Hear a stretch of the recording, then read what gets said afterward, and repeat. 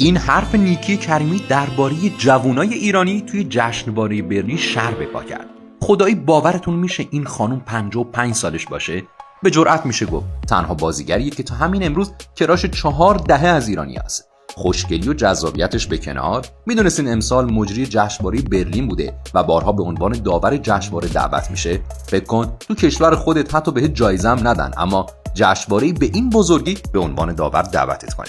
جالبه بدونید نیکی کریمی به 3 زبان زنده دنیا مسلطه و به جز بازیگری، کارگردان و یکی از بزرگترین تهیه کننده های ایرانه.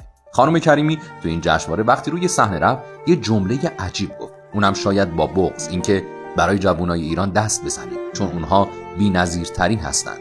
جمله‌ای که حتی حضار رو به وجد آورد و کلی هم ریاکشن عجیب گرفت. حالا شما بگید بین نیکی کریمی و هدیه تهرانی به عنوان 2 تا کراش ابدی سینمای ایران انتخابتون کدومه؟